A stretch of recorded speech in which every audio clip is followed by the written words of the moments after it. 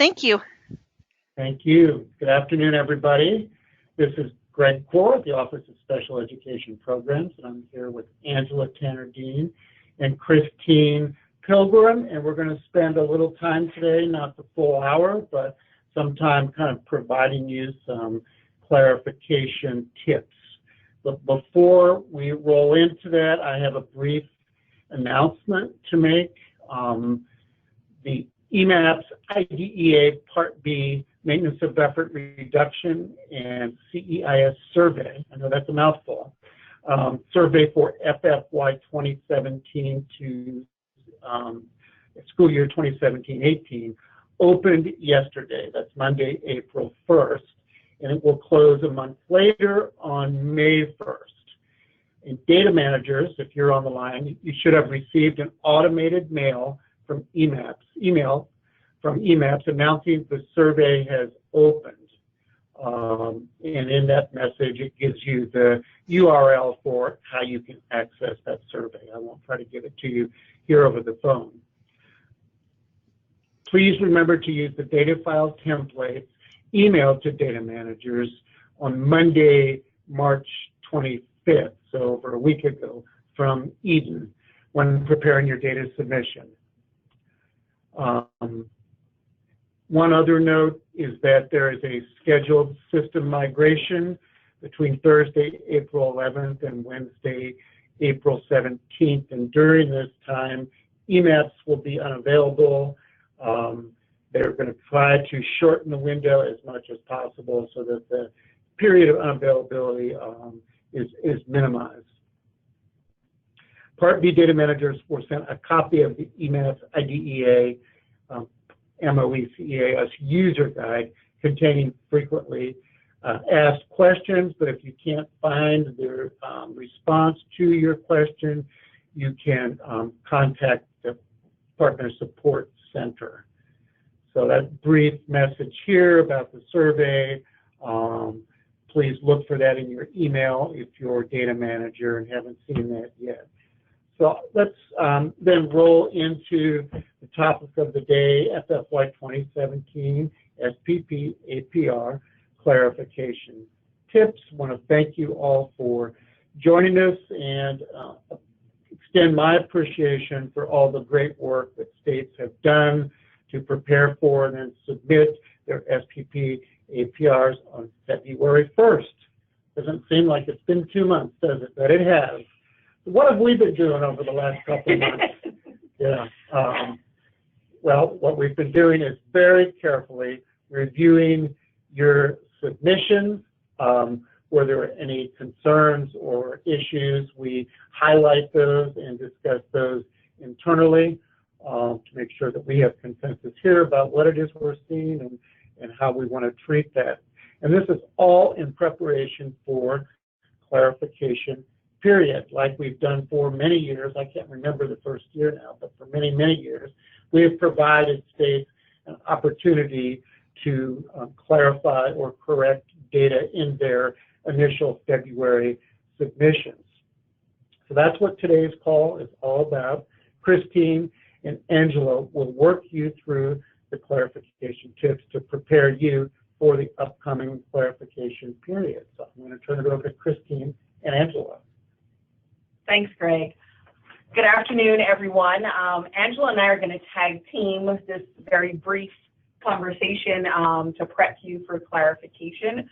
Angela and I chuckled when Greg talked about what have we been doing for the past few months, because we have been working seriously to make sure that we appropriately and accurately analyze your submissions. Obviously, the ESIPs were due yesterday, and we have staff that have been seriously going through those to make sure that there are no approvability issues in terms of data and targets, et cetera. And of course, our program accountability implementation team is gearing up for grant submission. So we are busy here in OSEP just as you are in your state.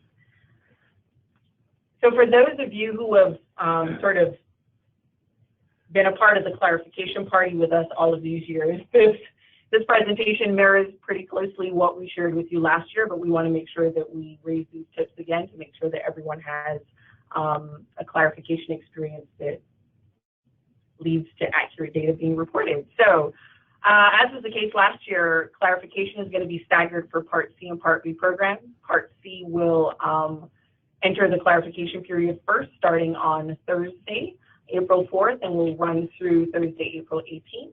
And clarification for Part B programs will start on Tuesday, April 9th, and go through Tuesday, April 23rd. So we wanted to make sure that we had enough time in there that accounted for the holidays, Easter, Passover, et cetera, that will be occurring. And as is usually the case, you will get an email from Greg when the clarification period has begun.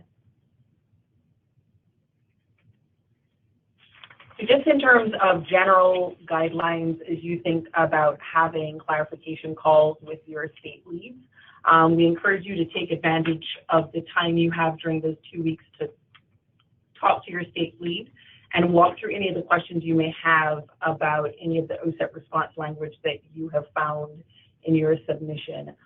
We encourage and welcome the participation of any OSEP-funded TA centers during those calls.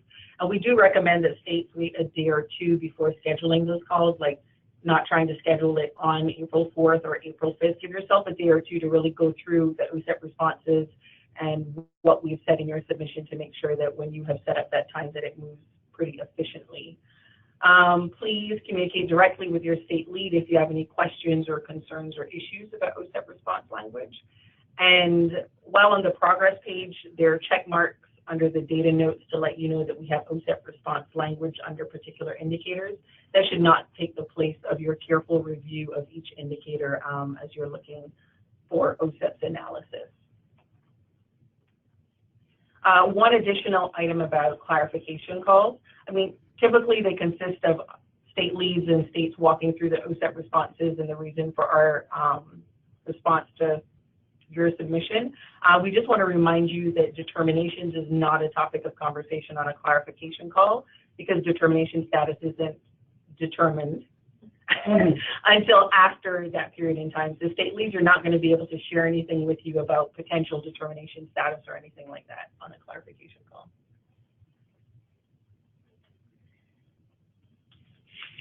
So this is Angela. We have some specific information related to the data in the APR and the attachments that will be included when you go into GRAS when clarification opens.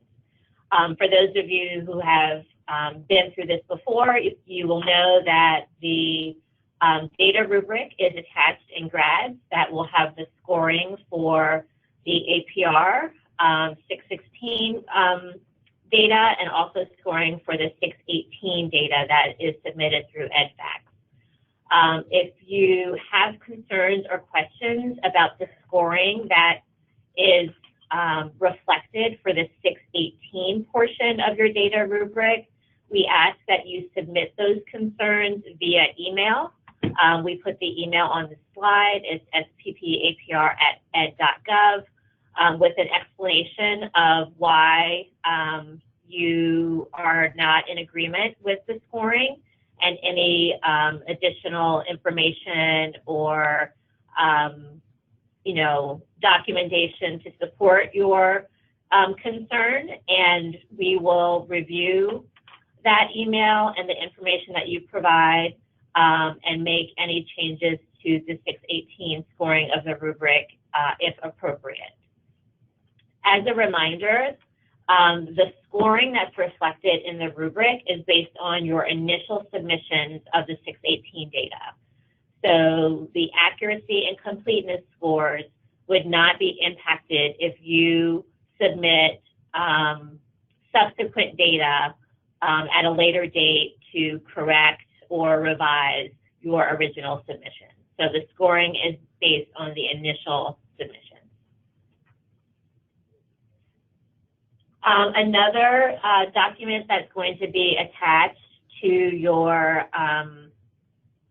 in GRAS when you open the system for clarification, you will see your dispute resolution data, an EMAP PDF. If you plan to update your dispute resolution data, because there is a window for resubmission that is in May, if you plan to update your dispute resolution data, please ensure that whatever you are planning to report in EMAPS is consistent with what you are reporting under the appropriate indicators in GRAS, because we do compare that data. So if you're making a change, it's important to make sure that the change does not make the data between EMAPS and the APR inconsistent.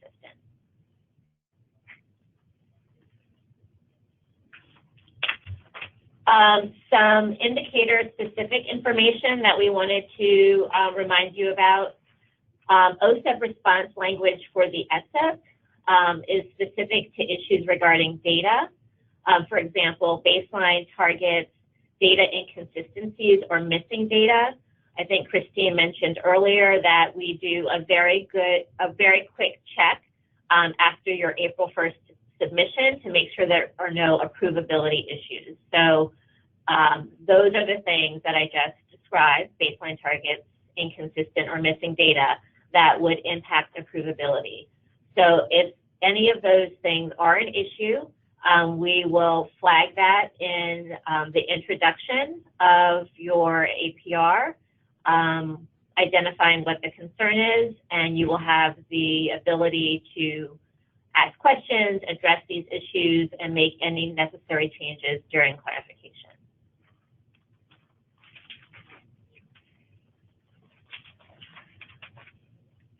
Moving on from clarification just a bit to talk about the GRAS 360 system and a recent change. Greg sent an email to all of you. You should have received it on March 28th, highlighting a change that was going to be occurring with the GRAS help desk. And what it is that the help desk team is now going to serve as a single point of contact to address all questions regarding the SVP APR tool and GRAS 360. And this change was made to ensure that the communication process would flow a lot better for stakeholders. They wanted to be able to reduce the response time to users who are encountering issues with the system.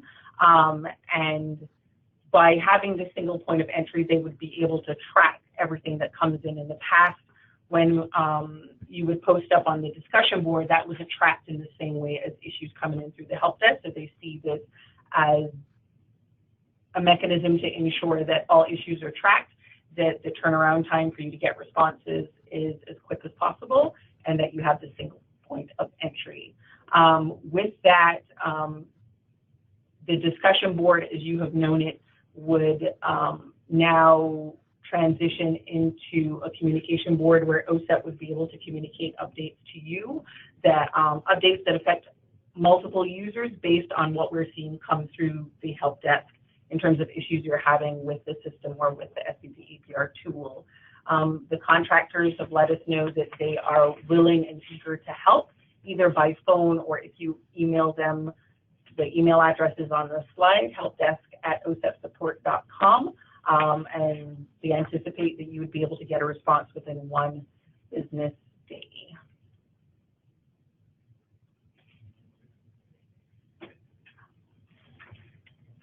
So coming next, after you make it through clarification during the month of April, we wouldn't want you to be bored or to have too much time on your hands. So for Part C, the grant applications are due May 3rd.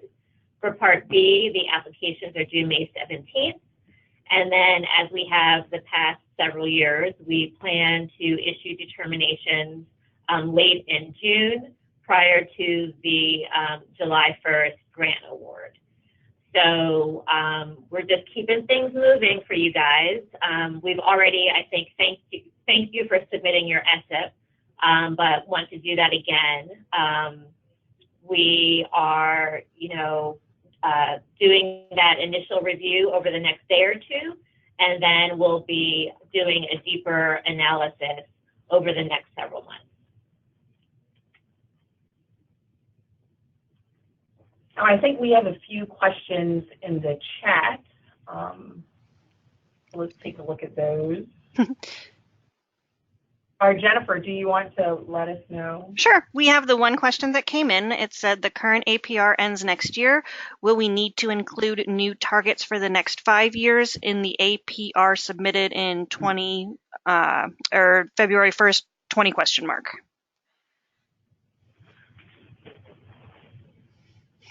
I'm going to provide a general response to that because I can't at this point give you specifics. You know that the department is working on a revised SPP APR package, which will be published in the Federal Register at some point in the near future. In that package, we will be discussing, whether or not we will be extending the current SPP APR, or whether the new package and any revisions to the indicators will be in effect for the 2020 submission. I understand why there might be a little bit of anxiety about that right now. If I were a state, I think I'd be in the same position. But we will be giving you more specific information as soon as final decisions here have been made. If anyone else has a question that they'd like to ask, if you could just put them into the chat box. As of right now, that was the only question that has been submitted. So if anyone else has a question, please submit that now.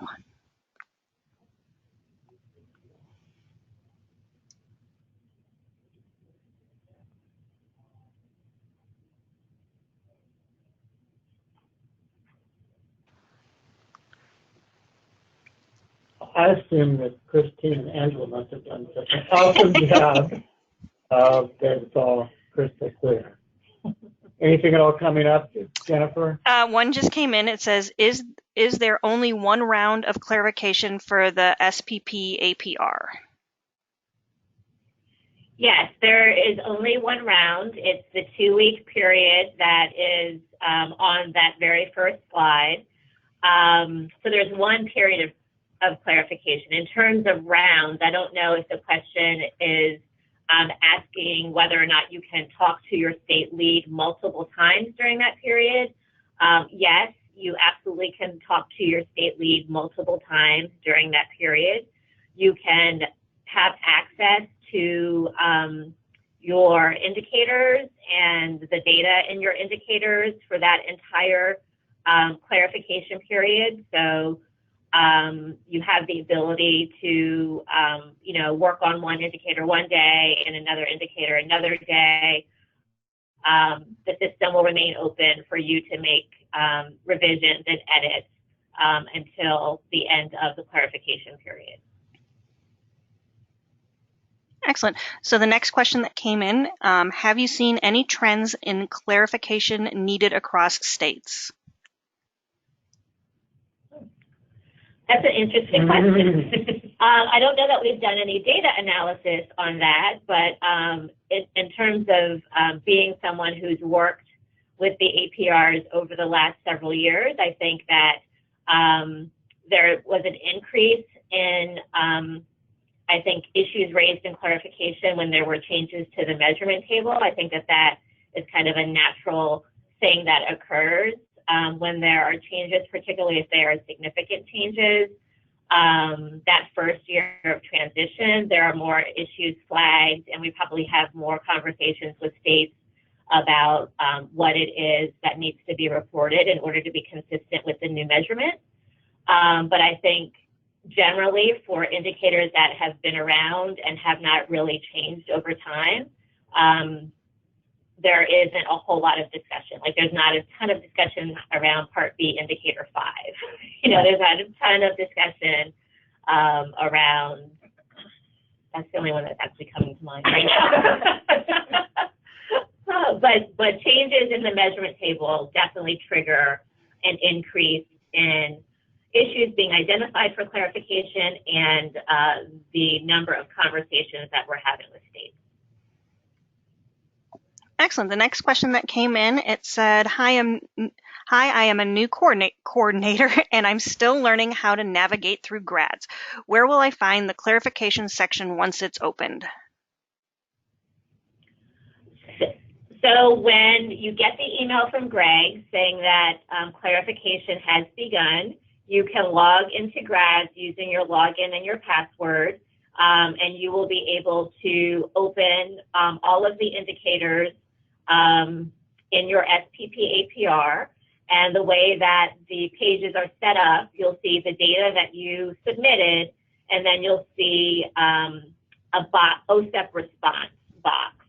And so if we have something to say, it'll be documented in that box. A quick way to just get a sense when you first open your APR is if you click on the progress page, you'll see a check mark that indicates there's a data note for any indicator where we made a comment. Now, Christine mentioned earlier, that's a nice, quick way to get a sense of oh my God, there are check marks for every indicator.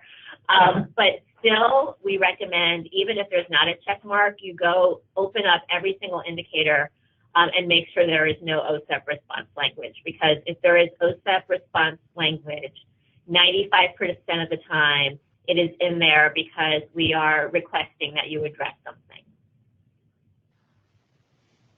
Okay, and then the next question that came in, has there been any discussion of removing or changing any of the indicators?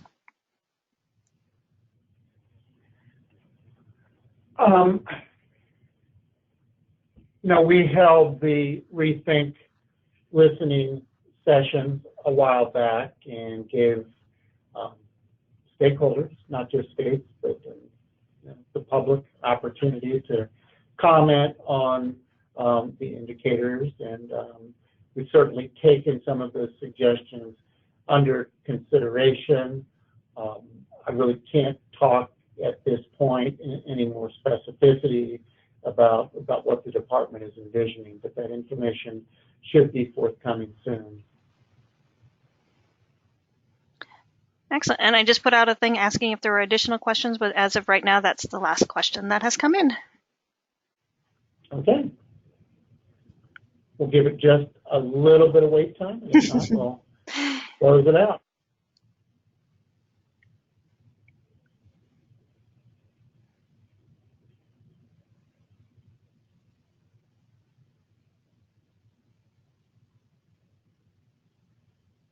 Okay, so I'm assuming nothing else is coming up, Jennifer. I want to thank you all for joining us for this brief but very informative call as we head towards the clarification period 2019.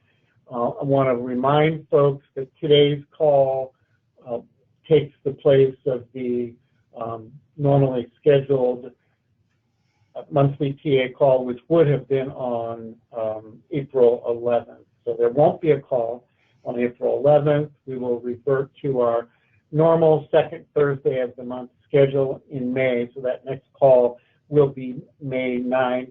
And on that call, we will be talking about the child find self-assessment. So look for that message. We'll try to get that up and out to you about a week or so before the call for a reminder. And I just wanted to also let you know that today's call is being recorded, and we will be posting that to GRAS along with today's PowerPoint.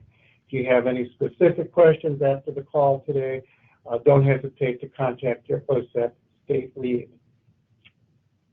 Thank you very much, Jennifer, and thank you everyone for joining us today. This concludes today's call. Have a wonderful day, everybody.